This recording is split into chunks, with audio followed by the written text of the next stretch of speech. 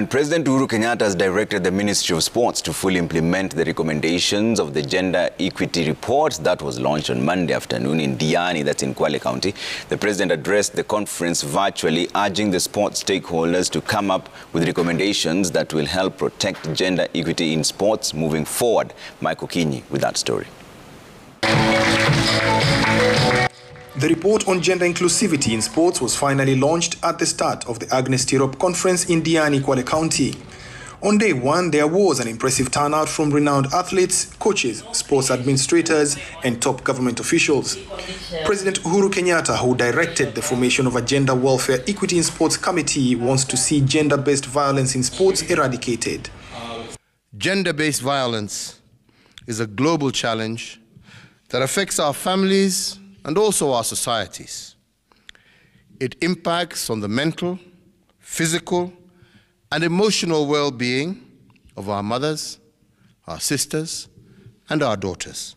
The report was compiled from extensive interviews done with stakeholders in plenary sessions with national federations, women in sports groups, gender specialists, technical officials, and athletes. The most heartbreaking bit is what the report says happens in training camps where sexual abuse is rampant.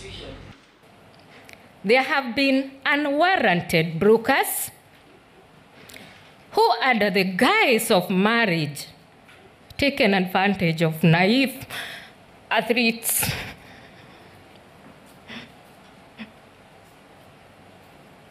The recent death of Agnes Tirop, a celebrated top athlete,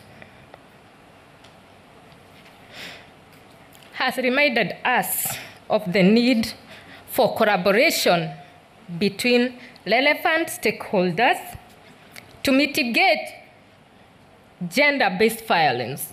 80% or even 90% of our sportsmen and women across all the sports lack moral values. Moral values actually are the values which can guide them when they get out of their doors and move away. If you sleep with a dog, then you will wake up tomorrow with fleas. Cabinet Secretary for Sports, Ambassador Amina Mohammed, says this is the beginning of a specific journey to save women in sports. We will use the cross-country a championship as a platform. And AK has spoken to this, that they will use it as a platform to sensitize the public and sports stakeholders on the need to embrace gender equity in sports. Equality is now a must, and federations are required to commit to abide by the recommendations of the Diani conference. And we have said, and with the direction of His Excellency the President, that resources will not be availed if it's lopsided, if it's skewed for no reason, and then we won't be able to provide you with the support that you need. In one of the breakout sessions, National Olympics Committee President Paul Tergat called on athletes to speak up on issues that affect them. Athletes and officials were given the platform to do a mental assessment test and know how to get help even as the conference is going on. Day 2 will focus on power of technology in advancing gender equity.